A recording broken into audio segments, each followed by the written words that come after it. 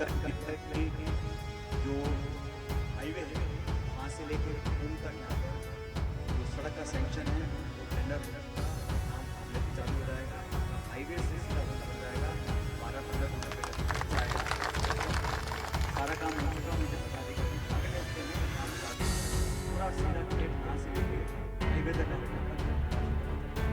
बाकी जो स्कूलों में मैंने कोशिश करी है पूरे विधानसभा क्षेत्र में शिक्षा है, गाँवों में पढ़ाई के लिए संसाधन कम उस पर ध्यान देना।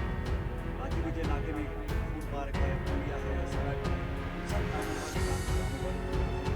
दिल से 5 साल आपकी सेवा करने का काम किया। अब समय आपका आ गया, हर 5 साल में चुनाव आए, इसकी वजह से अध्यक्ष जी ने बताया और इसी प्रेम और प्यार हर जातीय प्रणाली मिलकर एक ऐतिहासिक जीत की सकते हैं। 5 सालों में जैसा चाची बता रहे थे, कोरोना काल भी आया, मुसीबत भी आई, लेकिन सबसे निकल कर आया, सबके सहयोग से और देश भर में हमारे यहाँ भगवान की कृपा से बहुत ज़्यादा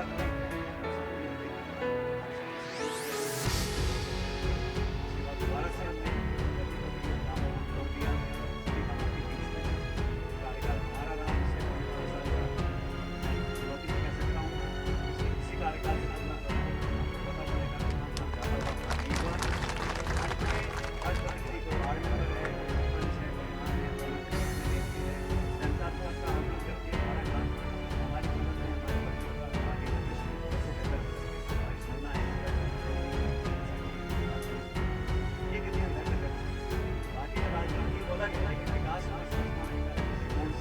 चाहिए।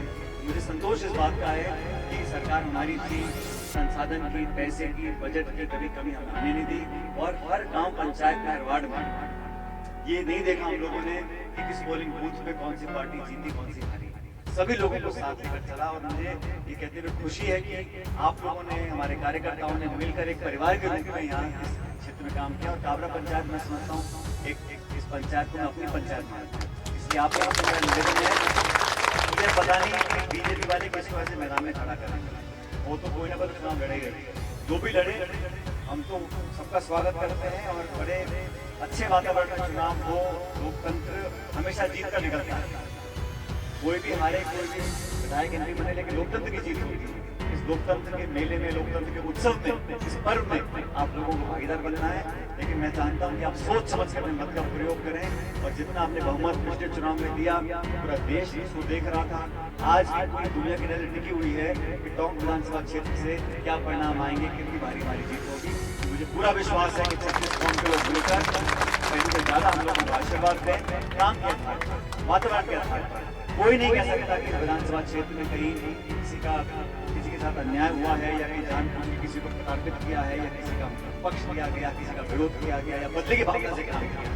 अक्सर मैंने देखा है कि लोग तलाश निकालते हैं, कभी किसी का अनबन हो जाए तो जब मौका मिलता है तो पूरी रड़क निकालने का काम करते हैं। इस प्रकार की राजनीति में समझ नहीं है, हमें तो काम करना है। आप सबका सहयोग मिला, आपका बहुत बहुत आभारी हूँ। मैं चाहता हूँ कि आप लोग इस बार चौकन्ने रहें, क्योंकि अभी अफवाहें फैलेंगी। हमारे जो पूरी पार्टी है वो बहुत कलाकार है अफवाह फैलाने में और सुर्रे छोड़ने में, लोगों को भ्रमित करने में। ये समझ के रहना, आप समझदार लोग हो, कभी टकराव करा दिया, झगड़ा करा दिया, आपस में मतभेद करा दिया, उससे बच के रहना है। क्योंकि अक्सर मैंने देखा है कि जब चुनाव कई बात है तो हमसे संवाद करें, कितने किलोमीटर सड़क, निर्माण काम, उस पर चर्चा नहीं करनी। चर्चा करनी है मंदिर की, मस्जिद की, हिंदू की, मुसलमान की, अयोध्या की, पाकिस्तान की। ये उस दिशा में जाना चाहते हैं। इन बातों को छोड़ के हमें तो मजबूती से रहना है। और अभी मैं देख रहा था कि हर राज्य में जनगणना हुई है, देश में जनगणना हो रही है, तो पता पड़ रहा है कौन समाज के कितने लोग हैं। और पहले सिर्फ SC ST की गणना होती थी, बाकी समाज की गणना नहीं होती थी। मुझे खुशी है कि ये हमारी पार्टी ने अपना स्टैंड लिया है कि गिनती तो होनी चाहिए। जो देश में हर चीज़ की आपको गिनती मालूम पता नहीं कितने लोग रह रहे हैं, तो कैसे उसका नीति निर्माण होगा, कैसे बजट आवंटन होगा, कैसे उनकी मदद का आधार होना चाहिए, इसकी गिनती हो रही है। और हर वर्ग की पहचान होनी चाहिए, ताकि हमें पता रहे अगले 10, 20, 30 साल में फलाने वर्ग को फलाने बाबुओं के क्षेत्र में यहाँ ये कमी रही। अब आपको गिनती मालूम नहीं है तो हम कैसे तो पैसा दें, कितनी सीट दें, कितना बजट दें। मुझे खुशी है कि ये जनगणना हो रही है और हर प्रदेश में होनी चाहिए। और जब गिनती पेड़ों की हो रही है, पशुओं की हो रही है, पक्षियों की हो रही है, तो इंसानों की होनी चाहिए ना, पता पड़े कि कौन कहाँ पे रह रहा है, किस हालात में रह रहा है। बहुत से ऐसे समाज है जो पिछड़े हैं, जिनकी गिनती नहीं हो पाती है, उनके आंकड़े सामने आएंगे, हकीकत पता पड़ेगी, तभी तो उस पर कार्रवाई होगी। मुझे खुशी है कि हमारी पार्टी, हमारी दल ने इस पर एक मजबूत स्टैंड लिया है कि जनगणना होनी चाहिए, लोगों को पता पड़ना चाहिए कि कितनी गरीबी कौन दे रहे हैं। और देश में साथियों सबसे बड़ी चिंता आप लोग सोचो इस बारे में, ये जो खाई है ना गांव और शहर की, अमीर गरीब की लगातार बढ़ती जा रही है। जो अमीर है उनको पता नहीं कितनी दौलत उनके पास है, और जो गरीब है वो और गरीब होता जा रहा है। तो खाई बढ़ गई है पिछले 10 साल में। इसके लिए मैं केंद्रीय सरकार को जिम्मेदार मानता हूँ। नोटबंदी कर दी, GST लगा दी, बड़े बड़े उद्योगों के खरबों रुपए, लाखों करोड़ रुपए जिन्हें ऋण ले लिया, उनका ऋण तो माफ बैंक कर देता है।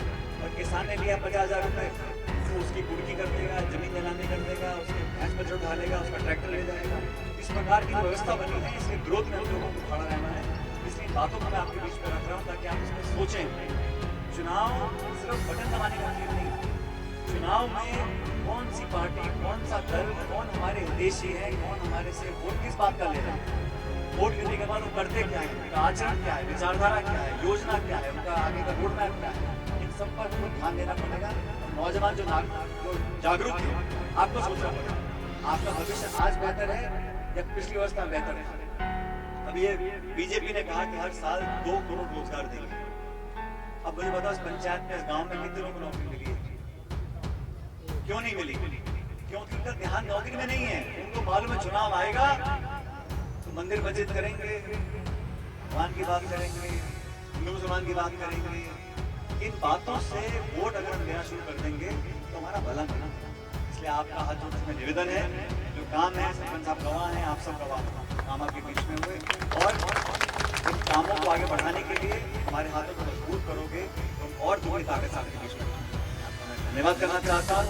और मैं क्योंकि गाँव में आया हूँ, अगली बार जब चुनाव होगा फिर दोबारा आऊँगा, लेकिन मुझे आश्वासन चाहिए कि पहले से ज़्यादा वोट और समर्थन आप लोग हम लोगों को दोगे। हाथ खड़े करके मुझे बता दो, दोनों लोग, दोनों हाथ। बहुत बहुत धन्यवाद।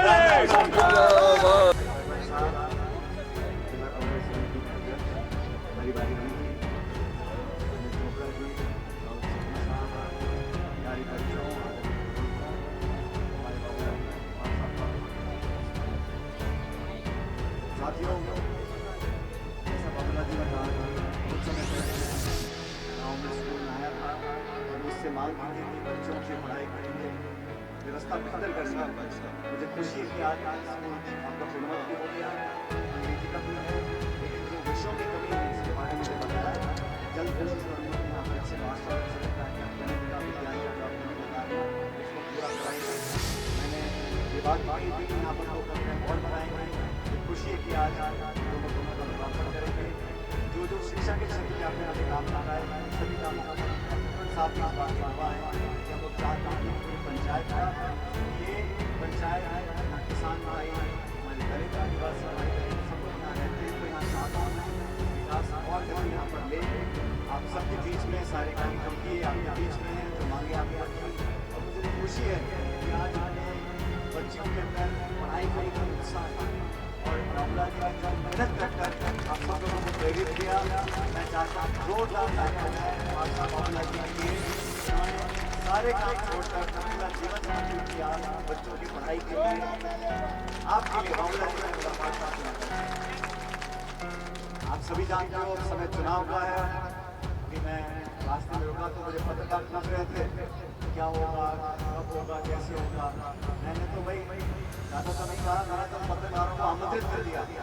मैंने कहा आमंत्रित नहीं जाऊँगा, साथ साथ चलेंगे। चुनाव का समय है, आप सब जानते हैं कि देश में क्या हालात बने हुए हैं, कौन वो लोग हैं जो जनता का वोट देने के बाद समाज में, देश में आप आगे राजनीति कर रहे हैं, दमन की राजनीति कर रहे हैं, पत्रकारों को पकड़ रहे हैं और जनता का वोट इसलिए मिलता है कि जनसेवा करें। आप हर वर्ग हर किसान को नौजवान को पीड़ित करें, परेशान करें। जो नीतियां बनी उसमें बड़े बड़े उद्योग होंगे तो लाखों करोड़ों रुपए मांग और किसान का अगर 10,000 रुपया बकाया रह जाता है, जमीन को बिक्री करके दाम कर देते हैं। तो जो खाई है देश में गरीब और अमीर सबसे बड़ी जनता का विषय 140 करोड़ लोग देश में 8 करोड़ लोग राजस्थान में रहते हैं। अमीर थे वो इतने अमीर बन गए कि उनके पास उनकी दौलत देने का समय नहीं है और जो गरीब थे इतने गरीब हो गए तो बच्चों को पेट के पास देश की व्यवस्था को सुधारने के लिए अच्छे लोगों का, अच्छी विचारधारा का, अच्छे दलों का आप चयन करोगे तभी हमारे हालात बेहतर होंगे।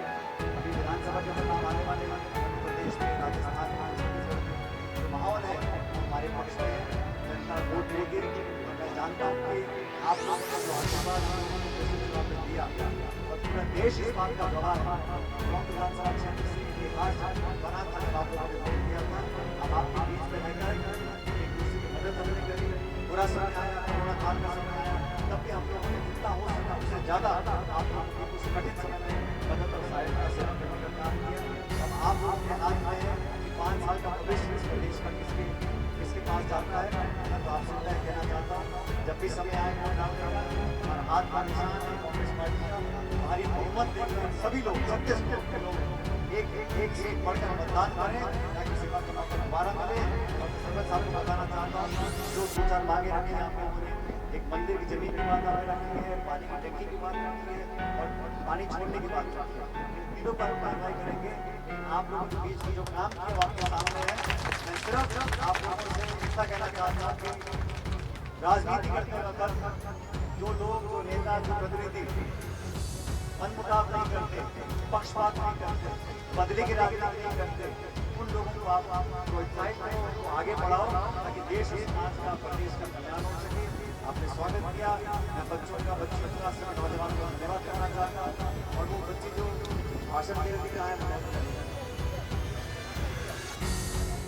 अभी जो एक कमरों का लोकार्पण होगा उसको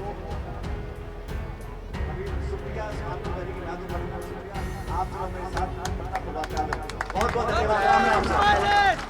हमारे प्रधान प्रसाद जी, मंच पर सभी नेतागण, बुजुर्गों, नौजवान दोस्तों, सबसे पहले तो ये बार बार अध्यक्ष जी ने मेरा वजन सबको बताया 75 किलो 75 किलो 75। इनका वजन 76 किलो है। पता होना चाहिए, मेरा वजन बताते आपका बताना चाहिए। 76 किलो के वजन हमारे अध्यक्ष जी के हैं। अब सरपंच साहब ने, मैंने पिछली बार यहाँ गाँव में आया था पंचायत में तो पढ़ के भाषण दिया था। मैंने कहा मैं सारे काम कराऊंगा आपके, लेकिन आप भाषण बिना पढ़े दो। अब फिर भाषण दिया, नया घाघरा चोली पहन के, यार अच्छी बात है, लेकिन भाषण दिया तो पढ़ के दिया। लेकिन जो काम थे इस पंचायत में, क्योंकि हमारे यहाँ किसान लोग रहते हैं, आदिवासी लोग रहते हैं, एससी के, पिछड़े वर्ग के सब लोग यहाँ पर रहते हैं और बड़े अमन चैन से रहते हैं। तो जो काम आपने बताए वो सारे काम आपको सरपंच साहब ने गिन के बता दिए। और इसके अलावा भी जो आपके और बिना बताए भी काम थे उन सब पर हमने करवाया है, कार्रवाई करी है। और जैसा अध्यक्ष जी बता रहे थे, इस क्षेत्र में कम से कम मुझे तो इस बात का फक्र है कि यहाँ पर कोई भी जाति बिरादरी का व्यक्ति हो, उसने हमको वोट दिए हैं ना दिए हों, कांग्रेस का हो, भाजपा का हो, बसपा का हो, किसी दल का भी हो, लेकिन जब तक विकास की बात होती है, जहाँ तक क्षेत्र के विकास करने की बात होती है, वहाँ पर बिना भेदभाव सबको मान सम्मान के लेकर हमने काम करवाया और कभी पक्षपात नहीं किया। ये तो अक्सर नेता क्या करते हैं, पोलिंग बूथ की लिस्ट देखते हैं, कहाँ कितना वोट मिला, किसने नहीं दिया, फिर सड़क और निकालते हैं, जिसने नहीं दिया उसको पूरा फिर तंग करने का और दबाव डालने का। ये एक राजनीति हमारे संस्कार में नहीं है। लेकिन इस क्षेत्र ने जो प्यार दुलार दिया है उसका मैं बहुत बहुत आभारी हूँ। और अब सब जानते हो चुनाव सर पर है, महीने भर में यहाँ चुनाव होगा, किसी भी दिन घोषणा हो सकती है। लेकिन इस पंचायत से जो समर्थन मुझे मिला उसका एहसास मुझे पूरे 5 साल रहा। और समय विपरीत परिस्थितियां भी आई, कोरोना का काल भी आया, बहुत मुश्किल का समय हम लोगों ने देखा, लेकिन सब हम पार कर सके क्योंकि आप लोगों का सहयोग था, समर्थन था। और अभी भी मैंने हर व्यक्ति को बोला, गांव में चुनाव होता है, सरपंच एक लड़ता है, जीतता है, हारता है, सब अलग अलग थोड़ी बहुत खींचतान हो जाती है। तब मीणा जी हैं, चले गए तो चुनाव आप वहीं रोक कर मतलब तो चुनाव में, सरपंच के चुनाव में, सीआर के चुनाव में, डीआर के चुनाव में खींचतान हो जाती है और वो स्वाभाविक है। लेकिन जब पंचायत की बात आती है तो मेरा आप सबसे आग्रह है कि आपस में कहीं किसी के छोटे मोटे मनमुटाव भी हों, उसको भुला के हमें पूरे जिले का, प्रदेश का, देश का सोचना है। आज चुनाव मुख्य रूप से दो पार्टी के बीच में होता है, बीजेपी और कांग्रेस। अब 30 साल से हमेशा 5 साल बीजेपी की सरकार, 5 साल कांग्रेस की सरकार आ रही है। लेकिन इस बार बीजेपी में जो बिखराव है, जो नेतृत्व की पता ही नहीं किसी को क्या होगा क्या नहीं होगा, और आज माहौल हमारी सरकार और कांग्रेस के पक्ष में है। और आप सबके योगदान से, आप सबके समर्थन से मैं समझता हूँ कि दोबारा हमारी सरकार भी बन सकती है। लेकिन यहाँ पर जो समर्थन मुझे मिला था विधानसभा क्षेत्र में, उसको अगर ज़्यादा आप लोग बढ़ाकर दोगे तो ये देश और संदेश पूरे हिंदुस्तान में जाएगा कि जो व्यक्ति, जो नेता, प्रतिनिधि काम करते हैं लोगों का, उनको जनता भी स्वीकार करती है। इसलिए आपसे मेरा करबद्ध निवेदन है, आने वाले चुनाव में पिछली बार से ज़्यादा बहुमत देकर कांग्रेस पार्टी को जिताएं। और जो रिकॉर्ड स्थापित हुआ था 5 साल पहले, मैं जीता था यहाँ से 50-55 हज़ार वोटों से कांग्रेस पार्टी, इस बार मैं चाहता हूँ उससे ज़्यादा वोट देकर आप जिताएं। और जो भी हमारे साथी बीजेपी से चुनाव लड़ने आएंगे, मैं नहीं जानता हूँ कौन चुनाव लड़ेगा, जो भी चुनाव लड़े सबको मान सम्मान के साथ, प्यार मोहब्बत के साथ उनकी बात सुनो। लेकिन अंत में जो हाथ का निशान है उस पर बटन दबाकर भारी बहुमत से कांग्रेस पार्टी को जिताएं। और विशेष रूप से मेरा महिलाओं से, माताओं से निवेदन है, नौजवानों से, कि आपकी जिम्मेदारी बनती है कि अपना वोट डालने जाएं। आपके एक वोट से बहुत फर्क पड़ता है, आपके एक मत से पूरे इलाके में फर्क पड़ेगा और हमारा जो ताकत और समर्थन है उसमें इजाफा होगा। बाकी राजनीति में समय समय पर उतार चढ़ाव आते हैं और मैं जयपुर में या प्रदेश में जहाँ पर भी हम कबड्डी कुश्ती खेलते रहे, लेकिन टोंक के लोगों का मैंने हमेशा ध्यान रखा और आप लोग भी हमेशा मेरे साथ मजबूती से खड़े रहे। उसके लिए मैं आपका बहुत बहुत आभार व्यक्त करता हूँ और उम्मीद करता हूँ कि आने वाले चुनाव में भारी बहुमत के साथ आप लोग मुझे जिताकर भेजोगे। बहुत बहुत धन्यवाद। जय हिंद। सच दिखाते हैं और सच को देखने के लिए हमारे चैनल को लाइक करें, सब्सक्राइब करें और बेल आइकन दबाना बिल्कुल ना भूलें।